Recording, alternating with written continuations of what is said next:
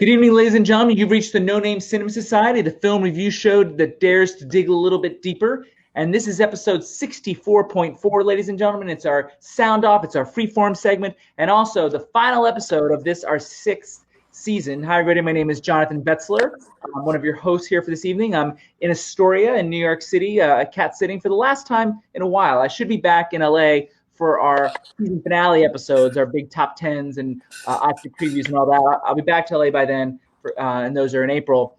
And to answer your question, ladies and gentlemen, no, I have not had a haircut in over a year.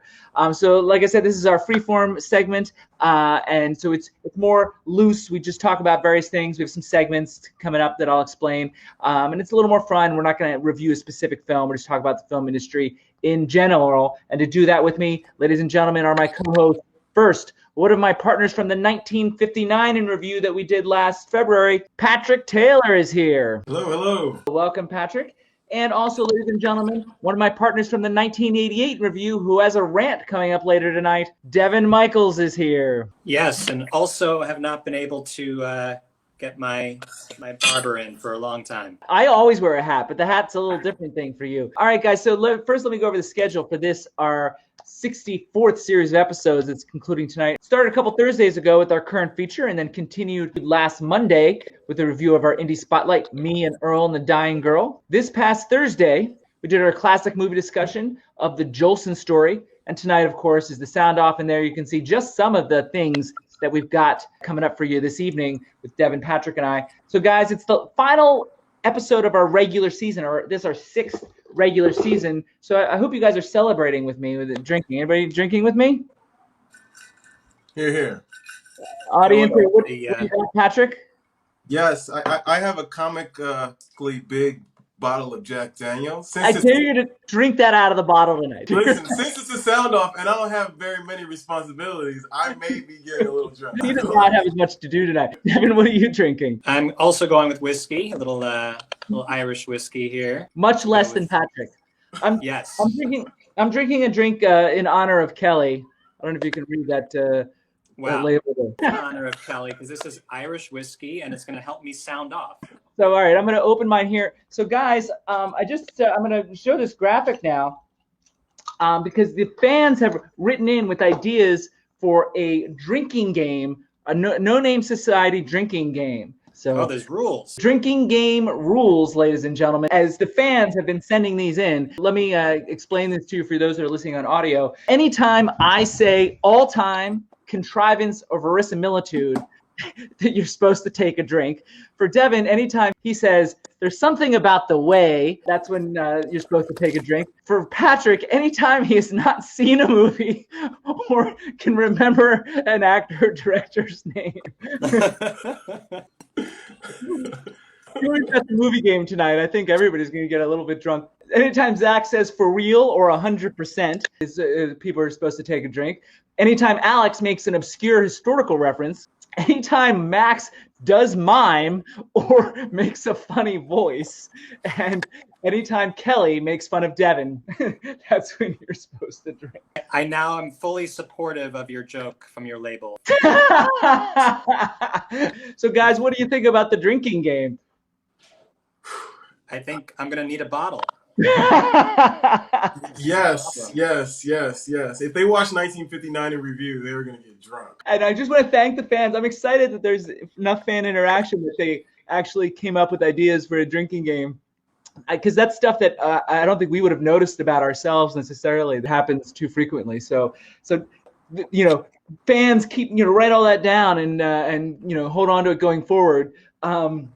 And we'll see if it comes up tonight. The first thing I have, ladies and gentlemen, is a societal announcement. I've got something that we do every year on the final sound off of the year. There's a tradition where I announce the films that we show on our annual Oscar movie marathon. Now, who knows what kind of world we're going to be in. This will be on April 24th, 2021. So it'll probably be virtual. I might be alone watching them, and maybe people will watch them with me somewhere else. I don't know. Devin might be down for something like that, but Kelly might not. Patrick probably definitely not. I'll offer them anyway, and these are the films that I'm going to watch, and hopefully you and some of the society members will join me. Starting at 7 a.m. on Saturday, April 24th, we're going to and I guess one thing I should say is the tradition is we usually watch a film celebrating an anniversary. That's 5 years, 10 years, and so forth and so on. So it starts at 7 a.m. with our most recent film that we're going to screen that day. We're going to watch the film Trainwreck from 5 years ago, from 2015, from director Judd Apatow. Colin Quinn actually made my short list for top 5 supporting actors in 2015 for that film. We're going to watch the Coen brothers film True Grit, which came out in 2010, and it was nominated for Oscars about 10 years ago now. On the classic a few days ago, we talked about how actor Larry Parks, who played Al Jolson in the Jolson Story, was the godfather to Jeff Bridges. And we talked about the Coen brothers earlier tonight with Fargo. At the Oscar party that year in 2010, technically March 2011, the voters named Haley Steinfeld as Best Supporting Actress of that year for this film, True Grit. At 2 p.m. on April 24th, we're going to watch the film Leaving Las Vegas from 1995 from director Mike Figgis. It was the winner of the Oscar for Best Actor for Nicolas Cage, and perhaps also should have won the Oscar for Best Actress for that tremendous performance by Elizabeth Shue in that film. And at 5 p.m., ladies and gentlemen, we're going to watch from 1985, a film that made my top 5 on the last Sound Off, where we counted down the top 5 senior citizen films of all time. From director Ron Howard, ladies and gentlemen, we're going to watch the film Cocoon, which won the Oscar for Best Supporting Actor for Don Amici. And that'll be a representative from 35 years ago, 1985. And we're going to close things out at 8 p.m. with the film A Song to Remember from 1945, 75 years ago, from director Charles Vidor. It's a biopic featuring Paul Muni as composer Frédéric Chopin in an Oscar-nominated performance.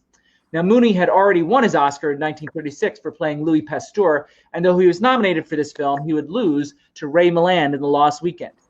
Devin saw Paul Muni last year for another film he was Oscar nominated for in one of the 1959 films that we watched together at his house. Do you remember that film, Devin? No. At least he was honest. It's called The Last Angry Man, and he received a Best Actor nomination in 1959. I think that's one of the ones that Patrick missed. Yes. So A Song to Remember with Paul Muni, it will be our final film for the Oscar Movie Marathon this year. You guys have any comments on the lineup for this year's Oscar Movie Marathon? Devin, you've come almost every year to the Oscar Movie Marathon. Patrick, you've never come. What do you guys think about this year's lineup? I love it. And it's always a great time. Leaving Las Vegas is a big favorite of mine. Patrick, anything on the lineup? Would you watch films with us this year? I would. The films would sound great. I've recognized a couple of them. I always like watching random movies from 1940s. So. Well, I mean, we got 2015, we got 2010, we got 95, 85. Speaking of which, when I counted down the top 5 senior citizen films of all time, Kelly was on that show, and she had not seen Cocoon. So this seems like a good opportunity. I did love Cocoon as a child. It was one of those movies that was always on. It was just always on. It was on network TV, it was on HBO. I watched Cocoon so many times. Yeah, I also saw it a billion times on cable, and it's one of those that she's got to catch up on, similar to Leaving Las Vegas. Okay, so that is the announcement. And I really hope more fans can get involved with the Oscar Movie Marathon this year, because it's usually a lot of fun, like Devin said. Speaking of fun, the next segment is one of our most popular, along with the top 5 and the recastings. This is the one we hear about the most, although Patrick's not going to like it. Ladies and gentlemen, it's time for the movie game. So this is a fun little game. I know you in the audience like it. I think Devin kind of likes it, but Patrick's going to be drinking a lot, I think, in this particular game. So the rules are, as you may recall, is one of us names a movie or an actor, and the next person has to name the actor or the director of that movie, or has to name a movie that actor was in, et cetera, and so forth. And the next person has to name another movie that person was in, and we go round and round. If you name a movie or an actor, be sure that you can name another movie that actor was in, or another actor in that movie, or else it won't count. In other words, be sure you are able to answer your own question. So you're out. You get to move on, provided someone else can't answer the question. If people get stumped and you can't answer it yourself, then everybody's back in. It's hard to explain, but it's so clear and obvious once we get rolling. I will say, just as a reminder, that you cannot, in the same round anyway, you cannot name an actor or a movie twice. So it'll never go this long. It's never once it's going this long, but I'm going to put a few minutes on the clock in case we have to stop it. But here we go. So to make it easier for Patrick, I'm going to have him go first, and I'm going to start with a film that you watched in this set of episodes. Hopefully it'll make it easier. Our Indie Spotlight that you were on was Me and Earl and the Dying Girl. So you could name an actor or the director of Me and Earl and the Dying Girl. Jesus Christ. A film he watched, ladies and gentlemen. I mean, there was a bunch of no-name actors in this movie. There wasn't like one big actor in the whole damn movie. It's debatable, but... No, I know. There was a couple of people, faces that you know, but I just don't know their names. Yeah. Devin, I don't suppose you do? Nick Offerman, I think, was in it.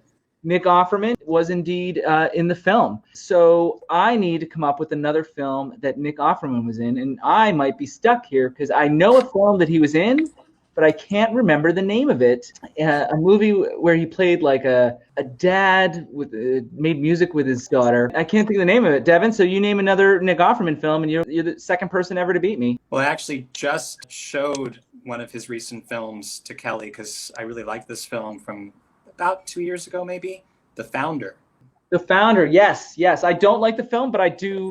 He is in that. So yes, I lost. I never lose. Congratulations. Woo! There's something about winning. That was a really short round. It doesn't normally get that way.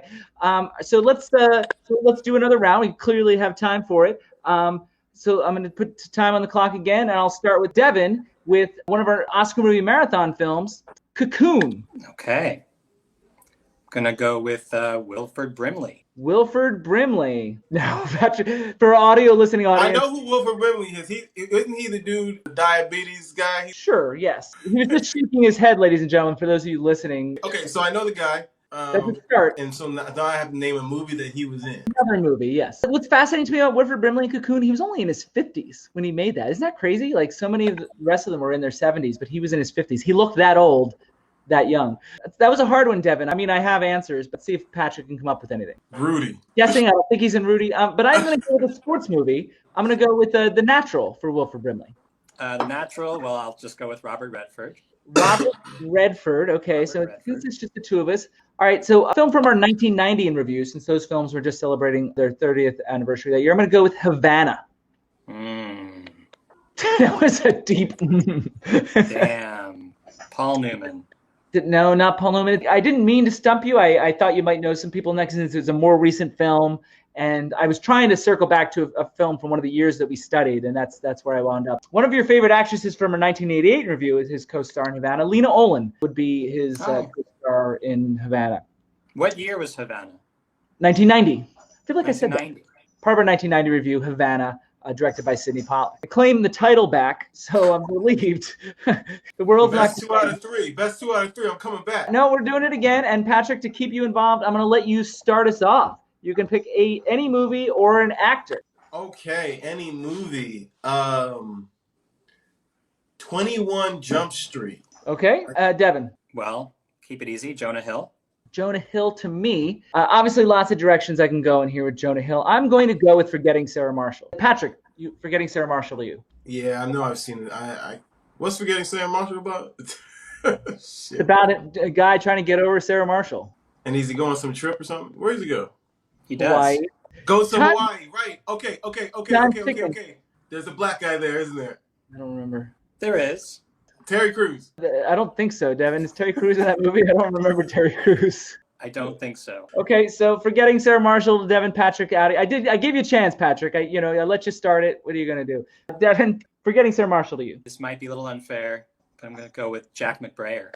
Jack McBrayer. Yeah, I don't know for sure what he's in. I'm gonna say Mike and Dave Need Wedding Dates, but I don't know for sure. Ooh, JB loses. Ooh. But you have to name another Jack McBrayer movie. Oh, Wreck-It Ralph. Of course. And the sequel was number 3 on my top 10 in 2018. So, of course, I should have known that. Good job. Devin wins again. Movie. I like both of those movies very much. Oh, I love both of them. But the sequel I thought was actually next level. And so, really excellent. Yeah. Have you seen either Wreck-It Ralph, Patrick? No. So, guys, we did 3 rounds. Do you want another, or should we call it? Patrick I can go either way. I don't. How much do you want to lose, JB? I guess so. It's true. George beat me once back in episode 57.4, which you're my bad luck charm because you were on that episode as well. I remember asking never to be on this type of episodes again after that episode. I don't remember that, but yeah. So I've been beaten twice, but Devin did a good job of stumping me. I'm impressed. I was gonna go with Jason Segel, or I had answers for all those, and I was like, those are all gonna be pretty easy. Now I know, because I normally try to be easy for the others, but now I know when Devin's on, I need to play hardball. That's the lesson learned here. So I was too easy for him, and we'll see if that continues. For the next segment is his. Ladies and gentlemen, it's time for Devin's Diatribe. No. All so, right. guys, on this segment, this used to be Davey's segment, the diatribe, but Devin also has a name that begins with a D, so it only made sense to pass it along to him. This is a segment where we give him random topics that he is unaware of. I have 3 numbers here, 1, 2, and 3, industry-related topics related to the entertainment industry in general, and he will opine about them because they're all controversial to some degree on their own right. So, Patrick, got 1, 2, and 3 here. Your job is you're going to pick a number, and that will reveal the topic that Devin's going to do his diatribe on. It is 3, which is the one I was really hoping it wouldn't because it's one of the harder ones. But it involves Patrick. Number 3 is the Writers Guild versus the agencies. Devin, before you start, I'm just going to set it up for the audience. Any sort of agency union negotiation is complicated. The primary drivers of this standoff was and is twofold. First, packaging deals. That's when agencies prepackage film projects with a lot of their own clients, and they charge fees to the production companies for their efforts. The other major issue is agency-owned production companies. The concept there being that there's a conflict of interest when you are essentially negotiating writer fees with an interest in the production company. You are negotiating against yourselves, theoretically, which the guilds feel will ultimately hurt the writers. Most of the agencies have signed a compromise sort of agreement. At one point during the standoff, the Writers Guild asked their members to fire their agents in order to put pressure on the agencies to cave. And in all candor, Devin himself is a member of a guild, Screen Actors Guild, obviously. Patrick, on the other hand, worked for WME for a time, so he could have an interesting perspective on this too when Devin is done. That's the setup for the audience, so they've got a basic understanding. I try not to go in too much detail on that, Devin. What's your take on this in general? I mean, my take on it in general, most recently, my take is, thank God, it seems to be sort of resolving itself. It dragged on for a year. It just took a long time to get to this segment. I'm also curious about, even at the beginning, did you feel a certain way? This is such a no-brainer in terms of the obvious conflict of interest at play.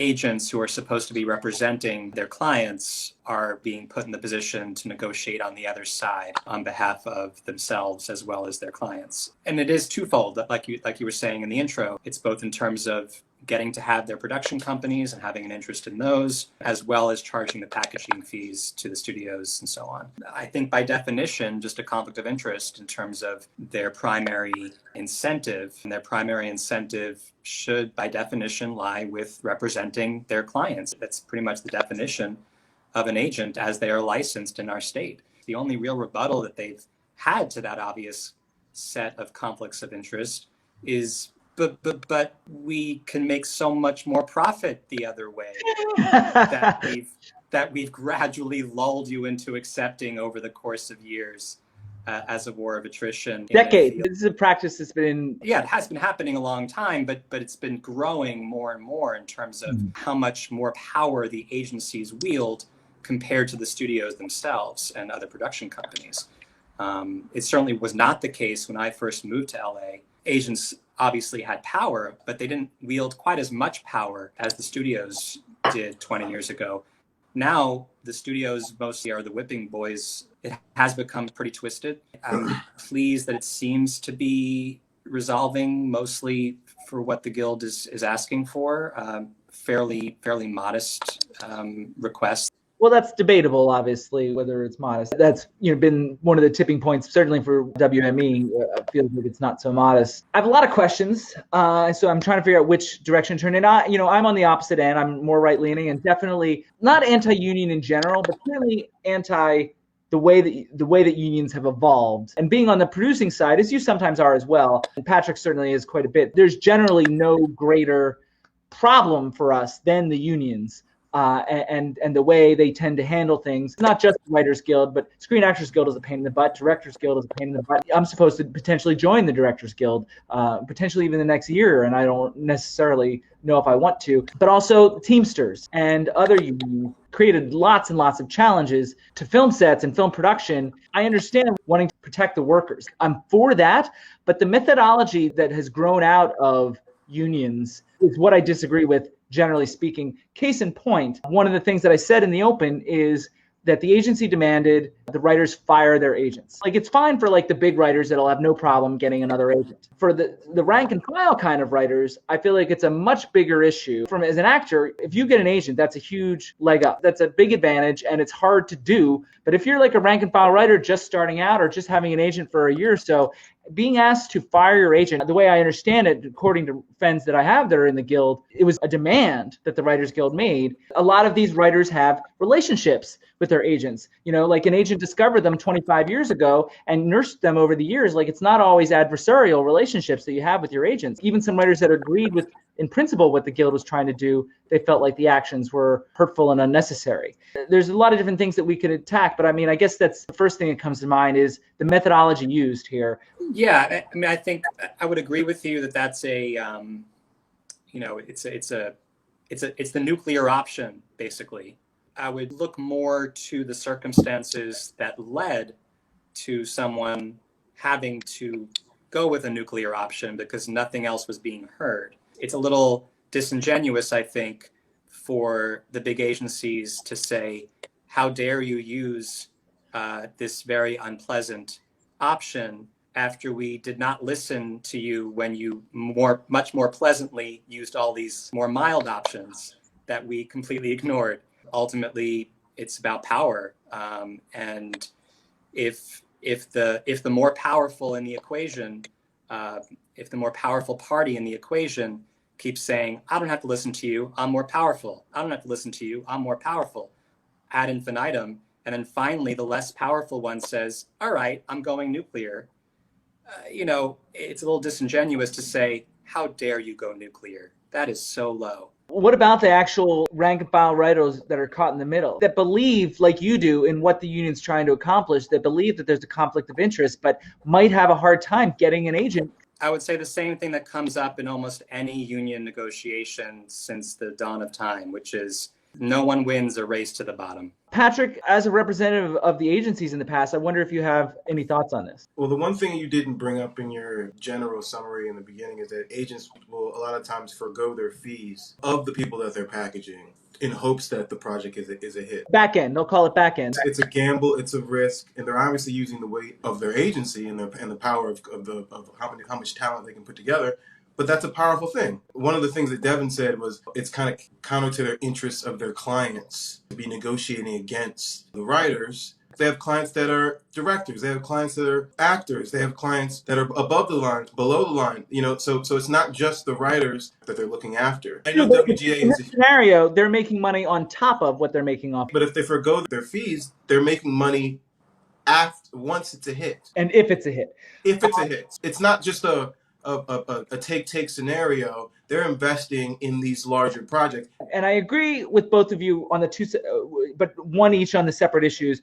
I agree about the production company. As far as owning a production company, more than 20% is the number that has since come up. They've agreed to have less than 20% interest in a production company. But more than that, they are negotiating against anybody, whether it's a director, or writer, or actor. Devin said it was obvious. I do think that it is an obvious conflict of interest for all departments, and whether it's below the line, above the line, or what have you. However, I agree with you, Patrick, and all your points about the packaging fees. I see less of an issue with those particular instances for a lot of the reasons that you mentioned. That felt less egregious to me than the production company stuff. I see the value and power in that, in packaging something in advance.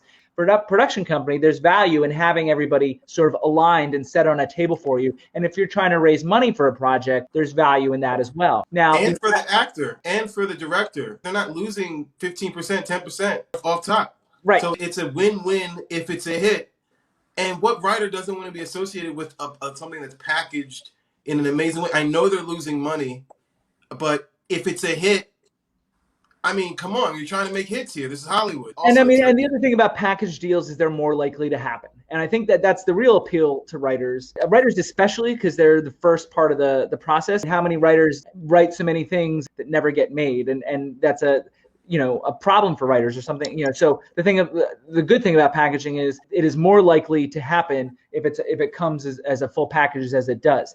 Now, the amount of fees, it might be a problem, back end or not. That seemed like it was getting out of hand. I still see the value in the packaging, but I completely agree with you, Devin, about the production company end of it. I completely agree with you, Devin, about the production company element too.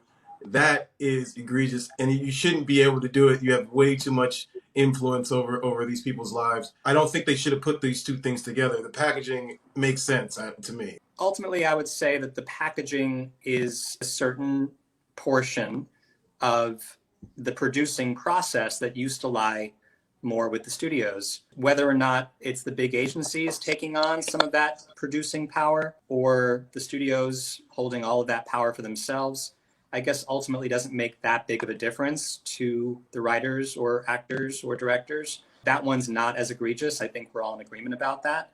There's still something there that there's still something about. And here we go. Yes, Patrick, you're right. They're helping the interests of their clients in general, the directors and the actors and so on. But each individual client is not necessarily getting a big part of that stick. Right. It's interesting that a union, which is about like togetherness, would have an issue with that. It's also funny to me that the Writers Guild is always the one that's throwing sticks in the mud. If all this is the case, how important are agencies really? And I mention that because they say when the Writers Guild had their writers fire all their agents, do you guys know who negotiated contracts for the writers during that time? Managers. The Guild themselves. The Guild had representatives negotiating on behalf of their writers. I don't know if they were like playing hardball, but what they were like, they were going over and making sure they were acceptable. I'm glad you said managers, because that's the other issue that the agencies have. All the parameters they want to put on agents, there's no parameters on managers, packaging, or anything like that. So they feel that's unfair. Is maybe the future that guilds are negotiating on behalf of their members instead of agencies altogether. Cut out the middleman. That's an interesting thought. Wait. Where are we? Are we living in some communist country? What are we even talking about here? A centralized negotiation and how that's better for its individual member? I can't even... It's what was happening at the early part of this, I don't know if it's a crisis, but the standoff. Crisis by their own design gives them more power than normal? Amazing. Yeah, he definitely worked at agency. That was the agency said. They says it's the power grab. That was their quote. This is a power grab by the Writers Guild. I think it comes back to the general philosophical issue at play when you have a system that has an extremely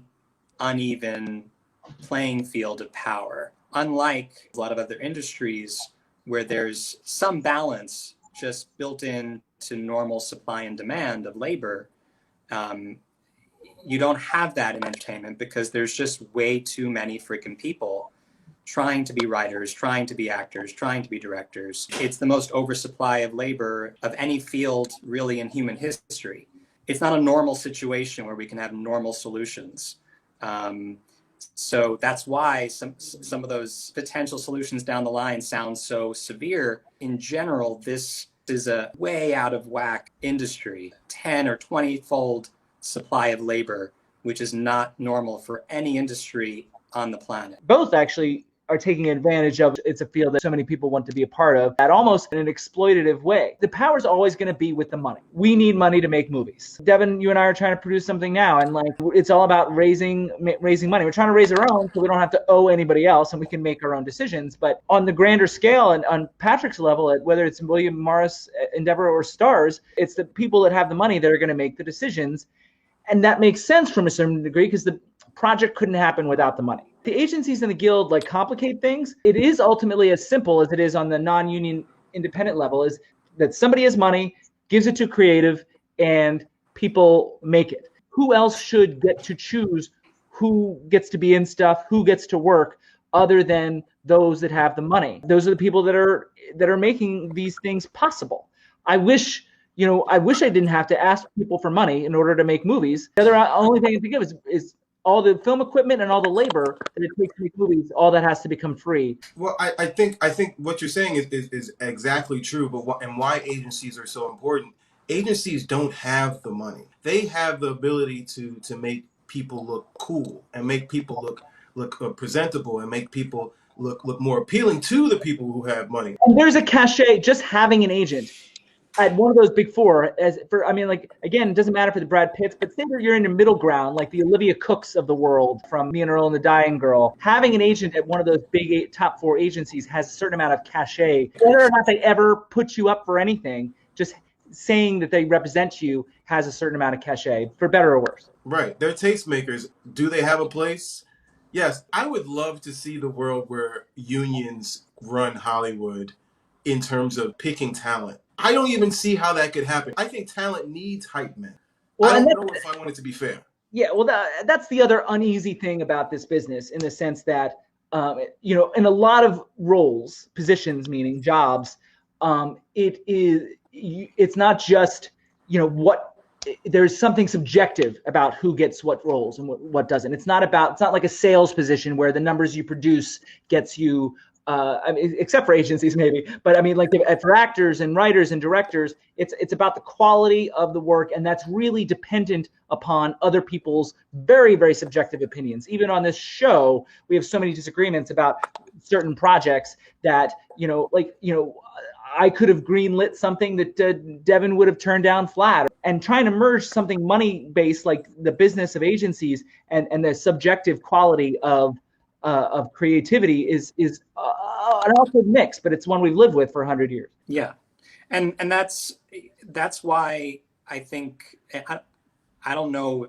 anyone who's saying that the guilds should be the ones actually choosing, actually casting and choosing talent. I don't want to speak for him, but I think he was making sort of an extreme nuclear. It was extreme. These are about systems and what type of systems we all think are going to work best for most people. And, I think when it comes to guilds, it's mostly about determining what the minimums amount of compensation and amount of conditions and safety and otherwise are fair. As a member of SAG for decades, I can say that that's definitely been the primary reason why I pay my dues every 6 months. Agents' job is to make large sums of money. The only way they can make money is by a percentage of their clients' fees. I don't get it. Why making money on other kinds of fees plus the production company. That is the core of what the ultimate issue is, and it's something that you said. But ultimately, agencies were there to protect the interests of their clients and protect them from being exploited by legalese and lawyers taking advantage of at the contract level, and also to get them into certain doors. At some point, the focus shifted from working for their clients to working to make the most money at their agencies, especially given all their additional sources of revenue now. They're not just making money off of their clients, they are getting revenue wherever they can, nickel and diming in some cases. That is at the heart of the issue, is that the focus seems to have shifted away from representation to being finance companies to some degree. So Devin, it's your segment. Do you want to sum it up? Spirited discussion. The only it was great. The only thing I would add to wrap it up is I really loved what this judge said recently at one of the hearings. Yeah, I read that article too. Where he just said to both opposing counsels, work it out. Get it done is what he said. Just get it done, work this out. Rolling his eyes, and he just doesn't want to deal with it. All right, guys, that was Devin's diatribe. Patrick, there's more than you bargained for. You thought you were going to have a quiet night. I mean, you started talking about William Morris, they were bad to me in the right way. Absolutely. I know. All right, guys. All right, it's time now for another favorite segment for y'all. It's time for my top 5, and here it is, top 5 actor biopics tonight. I'm calling it this because in episode 50.4, we did a top 5 sports biopics. In episode 38.4, we did a top 5 music biopics. Now, this top 5 is based on our review of the Jolson Story, which, given that Al Jolson was a recording star as well as an actor, it probably would have qualified for that particular top 5. But he was more. He was a vaudeville actor, performer, really. So this is more about biopics about on-screen and on-stage performers, the stars, if you will. Now, we struggled with what to call it. At one point, we were talking about performer biopics because it's a more comprehensive name, but it doesn't include musical artists that came up in that musical biopics top 5, like Ray Charles, Loretta Lynn. So this is more about actory types. So I went with best top 5 actor biopics. With that said, the Jolson Story would probably qualify in both in the Venn diagram of those two top 5s. And there's one other crossover, which made my top 5 musical biopics as well, that'll make this list, which I will get to. Now, I assume I'm solo tonight with the top 5. You guys did not prepare a top 5. Is that correct? No. I did not prepare. You have an audio podcast listening audience, Patrick. Use your words. He's just signaling. Negative. Everybody knows what signal I'm making. But people can't see you if they're listening on Spotify. Let the record show Patrick was doing the universal sign for cutting someone's throat. No more beers. No more beers. Number 5, guys, is a film we reviewed back in episode 28.2 in 2016. It was our Indie Spotlight that month, and the film is My Week with Marilyn from 2011. Obviously, the concept itself is catnip for me, behind the scenes of a classic film and dealing with the theme of need to be needed, much like my own film, Homecoming. The key driver for this film is the next level performance by Michelle Williams as Marilyn Monroe. Kenneth Branagh is also pretty strong in the role that his whole career has been building towards, playing Laurence Olivier himself.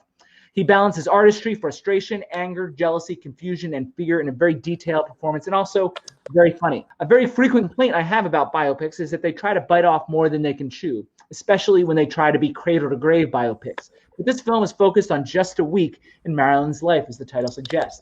And it's not even from her own perspective. The downside of that is the film lacked edge. It sort of played everything through rose-colored glasses, the viewpoint of Eddie Redmayne's character. So it felt a little incomplete in that regard.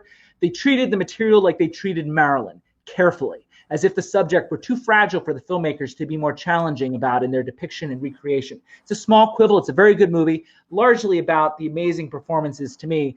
So guys, my number 5 actor biopics is about Marilyn Monroe, My Week with Marilyn. Have you guys seen that film? I love that film. It's funny because even though I didn't prepare a top 5, because that would have required probably watching at least 15 or 20 of these to feel fair, I did take some notes. I can even show you. My Week with Marilyn was right there at the top of my list for things that might come up or that I might bring up even if you don't. I'm saying here to My Week with Marilyn being on a top 5 list. And I saw those other films on your top 5, and they're all very recent. So I think this is going to be among the more recent films that I talk about. I'm going a little further back on the rest of them. It looks like you did not see My Week with Marilyn. You were shaking your head. No, I haven't seen it. No. Ladies and gentlemen, Patrick did not see a film. Cheers to you all. Oh, yeah, cheers. Oh, come on. Not even a film that I was supposed to have been able to watch. There was no way I would have. I feel like I've seen the promotion for this, though. Yes, well, it's a fairly recent. 2011, she got a Best Actress nomination. Kenneth Branagh got a Best Supporting Actor nomination. It's just funny, yeah. And anytime we mention a film that you haven't seen is when we have to drink. Here we go. It's gonna be. There's so many good biopics. I can't believe you're gonna go backwards from there. Okay, all right, let's go. But I'm saying these are better films. I saw the films on Devin's list. I liked Judy. It's a Beautiful Day in the Neighborhood. Made my top 10 last year, but it's not top 5 all time for. Muhammad Ali. Muhammad Ali made my sports biopic. It was my number 1 in my sports biopic. Okay, so these can't be sports or musicians. Correct. Oh, okay. Malcolm X. Yeah, I don't know if Malcolm X counts as an actor. That doesn't count as an actor. Oh, they have to be actors. They're playing actors in the movie. What? I hope the audience understands this better than you do. All movies have actors. I'm talking about biopics about real-life actors, like Marilyn Monroe. But JB, do all movies really have actors, or do some of them just have assets of big agencies? Jeez. Devin can let things go. All right, guys, I'm going to move on to my number 4. And I didn't think this film was going to make my top 5, but after revisiting it for Thursday night's discussion, I remembered how much I enjoyed it and how worthwhile it was. And I realized it was ultimately stronger than some of the other films I was considering. I even made a last-minute switch, bumping it up to number 4, switching with My Week with Marilyn, because the more I thought about it, the more impressed with the film I was. Of course, fans will know, I'm talking about the film we reviewed just this past Thursday, The Jolson Story from 1946. Now, for me, the key to the film is the subversive way it suggests a darker side to Al Jolson's personality. While not fully portraying Jolson as the megalomaniac he was, you see the signs of it if you read between the lines, which I find particularly impressive in a film from 1946. The film suggests that Jolson's need to perform was something of an addiction.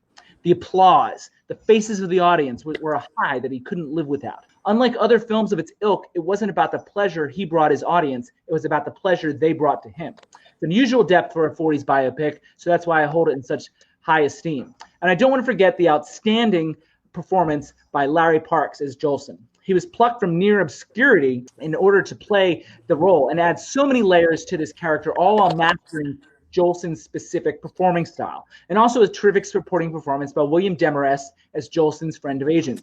Devin might remember William Demarest as the father in Miracle at Morgan Creek, which we saw together at TCM Fest a few years back. Yeah. He remembers. Unfortunately, I did not see the Jolson Story. I know you didn't. Obviously, most of you are aware that Jolson's path to stardom was as a minstrel. And as a result, blackface is a big part of the film, and consequently, the other guys on the show discredited the film on that fact alone. But I thought the filmmaking, acting, and storytelling were at a high level. And so I think as an artifact of its time, I think it's worthwhile if you can be aware of the context. So I've got the Jolson Story of number 4. Patrick, Devin said he hasn't seen it. I assume you've not seen it either. No. I think I might have gotten thrown by the blackface. No, you're not. If it was done realistically, It was done as the way the minstrels did it back in the 20s, 30s, and 40s. But he was a minstrel. He was like an actor playing someone who was playing a minstrel. Correct. Yes. Oh well, that's. Yeah. Al Jolson got his career started as a minstrel, and he was the lead in the first sound film ever, and he was the biggest star of the 20s. So yes, he was a minstrel. He eventually stopped doing it. But during most of the 20s, his claim to fame was as a minstrel. And so, yes, in the film, they depict that rather casually. And that was what shocked the other guys on the review the other night. We had a spirited discussion about it, so I would tune into episode 64.3 to find out more about it. Okay, you guys ready for number 3? Ready. All right, I itch my nose. Number 3, ladies and gentlemen, I watched a bunch of films I hadn't seen before to prep for this list tonight. And when I do that, rarely do any make the list, but this one was a real discovery. Luckily, it was available for free on Amazon. Talking about Frances from 1982, starring Jessica Lange as 30s Hollywood actress Frances Farmer. Frances Farmer was a woman who spoke her mind in a world that didn't pay much attention to women, and the world perceived her as crazy as a result. So the film manages to both be about a feminist hero as well as the naive approach to mental health at the time. Historically, I have found Jessica Lange to be very annoying. She's absolutely incredible here, not to mention kind of hot. It's a fully realized, intricate portrayal whose moments of histrionics are called for and believable. In any other year, she would have won the Oscar, but it just so happened she went up against the greatest performance of all time with Meryl Streep in Sophie's Choice. Instead, Lange had to settle for the Best Supporting Actress award that year for her work in Tootsie, something of a consolation prize, as it were. One of the women she beat in that category was her co-star in this film, Kim Stanley, as her mother. She's remarkable, matching Lange's intensity and commitment to character. The scene work is always pretty great in the film, really landing the theme about the thin line between sanity and insanity. If I have a quibble with the film, it's that the tone is very sober, so it can be a slog at times. There's little to no joy to the film. Her trajectory is straight down with no respite. It may have been accurate, but I imagine that dramaturgically there might have been a different approach. For example, I wonder how important the Clifford Odets section is in the balance of the piece. It seemed like a sidetrack in the end. Ultimately, it's a confidently executed, exquisitely acted, fascinating, and emotionally impactful film. Guys, I've got Frances from 1982. Has anybody seen Frances? Devin, it's a possibility you have. That's a part of my life, as a kid when I was watching a lot of films and wasn't always sure what they were called or can't remember always if I've seen them in their entirety or just snippets. He's naked a lot in this movie, so if you saw it as a kid, you'd remember. As the baby of the family, I saw a lot of things that were maybe inappropriate. That does not disqualify the possibility that I saw it.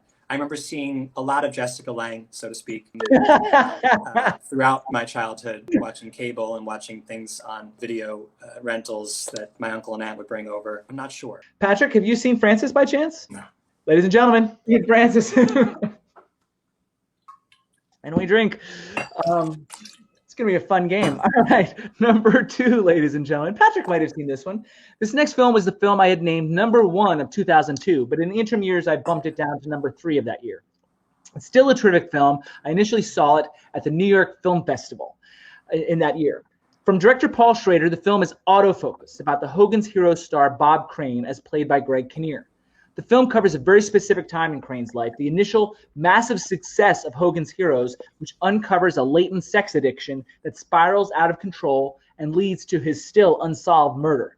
Greg Kinnear is surprisingly good in getting underneath the strength of the need, but also the self-aware shame that coincides with it.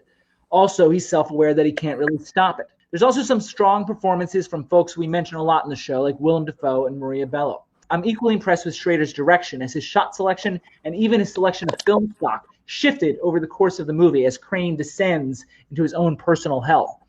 As he has throughout his career, Schrader challenges our attitudes on not only sex, but the depiction of sexuality on film, which is often regarded as more offensive somehow than the depiction of violence, which makes me wonder about our priorities as a society.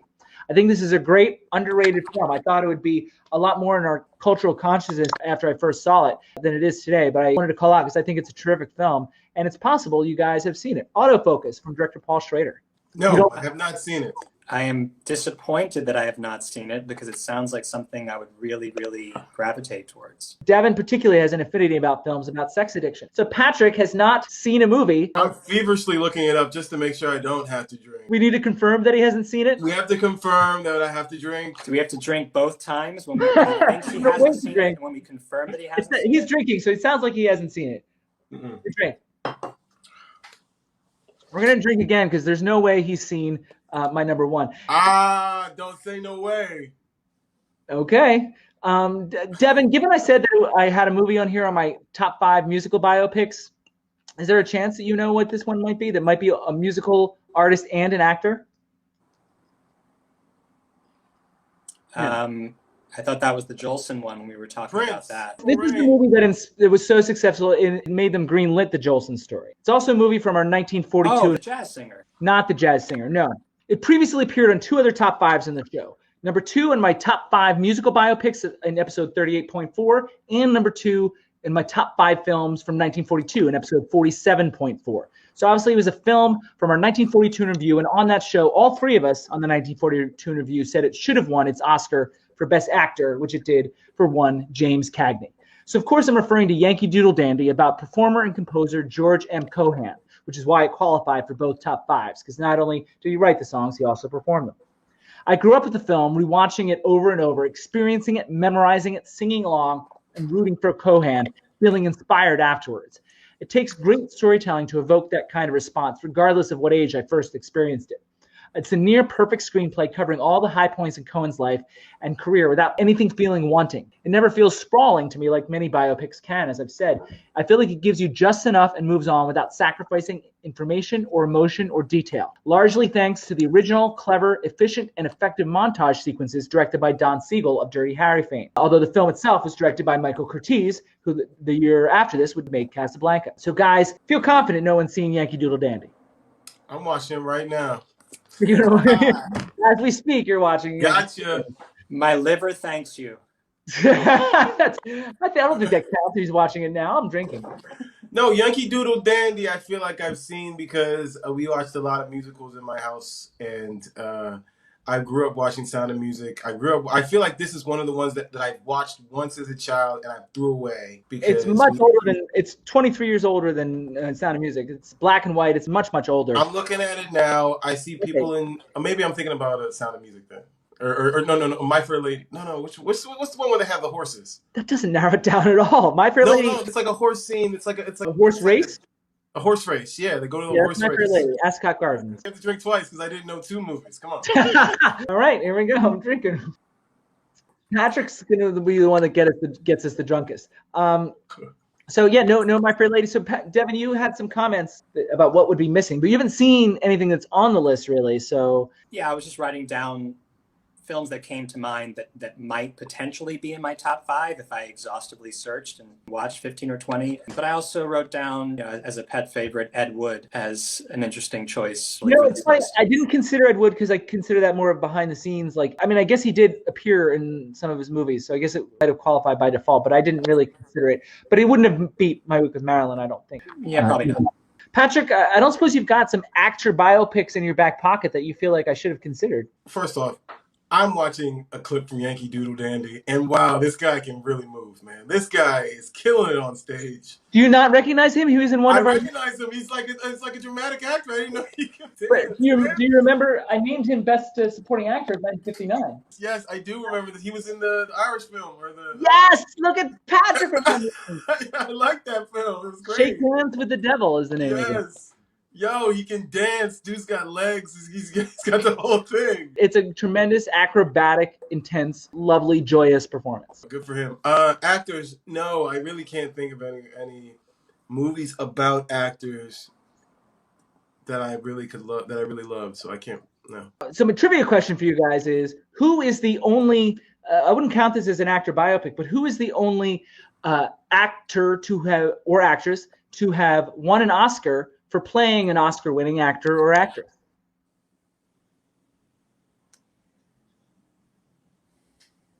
So someone won an Oscar for playing someone who won an Oscar. I feel like this must have come up at one of the Oscar parties. I feel like it comes up every year at an Oscar party because it's one of my favorite trivia questions. Do you have any small hint? This century, it's a Scorsese film.